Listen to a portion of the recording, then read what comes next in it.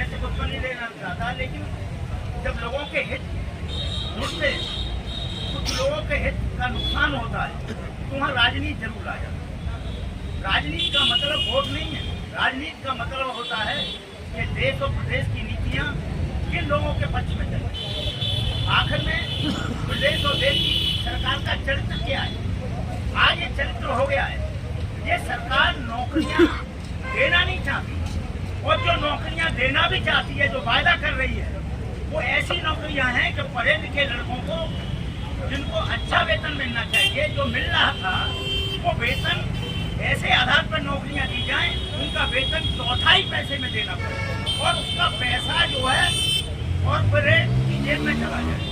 चाहे वो बिजली का निजीकरण का सवाल हो, चाहे वो शिक्षा के निजीकरण का सवाल हो, चाहे वो किसी और का सवाल हो, ये सब सवाल इस बात से जुड़े हुए हैं तो उसमें फायदा होगा कॉर्पोरेट का और नुकसान किसका होगा? नुकसान होगा उन पढ़े लिखे लड़कों का जिनको रोजगार मिलता है। नंबर 2, नुकसान उस जनता का होगा जिस जनता के बच्चे पढ़ने के लिए स्कूलों में जाते हैं, ये वो प्राइवेट स्कूलों में पढ़ते हैं, उन्हें फीस जो हजारों रुपए में देनी पड़ती है। और जहाँ जो काम करने वाले लड़के हैं, जो पढ़े लिखे लड़के हैं, जो पढ़ाते हैं, उनकी तनख्वाह जो है बहुत कम पैसे में, तो दोनों तरफ से जो लूट हो रही है वो कॉर्पोरेट के पक्ष में, और ये सरकार का चरित्र बन गया है। और जब सरकार का ये चरित्र बन गया हो तो आपने सुना होगा कि दिल्ली में आंदोलन हुआ हो, जहाँ कहीं चंद्रशेखर जी बैठे हुए हैं, इन्होंने भी बड़े बड़े आंदोलन किए। इन आंदोलनों में देखते हैं सरकार हिलती तो जरूर है, लेकिन सरकार को पता है कि उत्तर प्रदेश की सरकार को हिलाना है तो उत्तर प्रदेश के अंदर जितने भी जनपद हैं,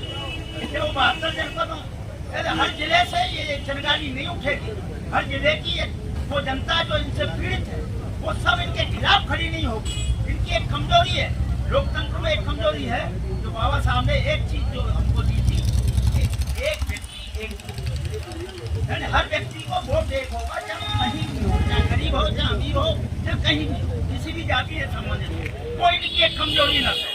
और जब चुनाव आता है तो इन्हें ये सारे लोग याद आते हैं। मैं पढ़ रहा था अखबार में कि दलितों को साधेंगे हम कैसे, हम अम्बेडकर के नाम पर जो मेडिकल कॉलेज बनाएंगे या किसी का नाम रख देंगे, किसी दलित नेता के नाम पर किसी संस्था का नाम रख देंगे, इससे वो दलितों को साधने की कोशिश करेंगे। लेकिन इनका सबसे बड़ा जो नुकसान है, इसलिए मैं आपसे एक बात कहना चाहता हूँ, हमने किसान आंदोलन से सीख लिया है कि दिल्ली के अंदर अकेला किसान भी इनको हरा नहीं पा रहा था। किसानों के साथ जब ट्रेड यूनियन के लोग, जब आशा कर्मचारी, जब आंगनबाड़ी, जब मिड डे मील की कर्मचारी, जब विद्यार्थी, जब नौजवान, जब सारे लोग मिलकर के बॉर्डरों पर जब आकर के अपना समर्थन देना शुरू कर दिया और इन्हें लगा कि अब आने वाले समय में जो चुनाव है उत्तर प्रदेश के अंदर और तमाम जनपदों के अंदर, उनमें हमारी हार होगी, इसलिए इन्हें कानून वापस लेना पड़ा। इसलिए प्रधानमंत्री कह रहे थे कि मैं बड़े भारी मन से कानून को वापस ले रहा हूँ। मैं लोगों को समझा नहीं पाया हूँ। ये लोगों को समझाने का तरीका ये नोट कर लीजिए, चाहे वो आप हैं चाहे कोई भी हैं, ये सब जो है जो बात करते हैं कि हम किसानों को दुगना फसल के दाम देंगे, जब कहते हैं हम इतने रोजगार पैदा करेंगे, जब ये कहते हैं कि हम लोगों को इतनी नौकरियां देंगे, नोट कर लेना धोखा होने वाला है, बहुत बड़ा धोखा होने वाला है। क्यों कि ये भाषा इस बात को बोलते हैं, उन्हें पता है यदि ये बात नहीं करेंगे तो भविष्य में इन्हें वोट नहीं मिलने वाली, और वोट नहीं मिलने वाली तो देश और प्रदेश की गति पर भी नहीं पहुंचने वाली। लेकिन सत्ता का चरित्र बदल रहा है, नोट कर लेना। सत्ता का चरित्र इतना बदल गया है कि जो आपका पूरा का पूरा मैटर है कि कोर्ट के आदेश के बावजूद, सरकार के मान लेने के बावजूद भी यदि वो भर्तियां आपकी रह गई हैं, वो नहीं कर रहे, इसका मतलब है संवैधानिक व्यवस्थाओं को भी ये धक्का बता रहे हैं, ये कोर्ट को भी धक्का बता रहे हैं।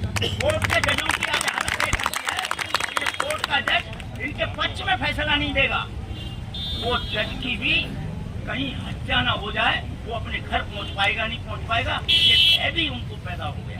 वो आपने देखा होगा जो लोया जो जज और उनको क्या हुआ, उनको पता ही नहीं चला कहाँ मर गए, कैसे मरे, और उनकी लाश को घर तक नहीं जाने दिया। उन्होंने बम्बई में उनकी लाश को जो है बम्बई में ही जलवा दिया। तो नोट कर लीजिए कि सत्ता का चरित्र बदल रहा है। इसीलिए हर पग पर जिंदगी के हर हिस्से में आप अकेले नौकरी के लिए नहीं बैठे हैं। आप जिन चीजों का यूज करते हैं, जिन चीजों को आप जो है खरीदते हैं, उन सारी चीजों को, चाहे वो पब्लिक सेक्टर से कुछ जुड़ी चीजें हमें मिल जाती थी कुछ दिनों पहले। जो दवाइयाँ थी, मैं दवाइयाँ जो केमिस्ट की दवाई लाते थे, वो दवाइयाँ IDPL एक कंपनी थी जो पब्लिक सेक्टर में थी, 25 पैसे की एक कंपनी नाम से दवा बनाती थी। वही दवा एजेंट कंपनी जो है 60 पैसे में बना।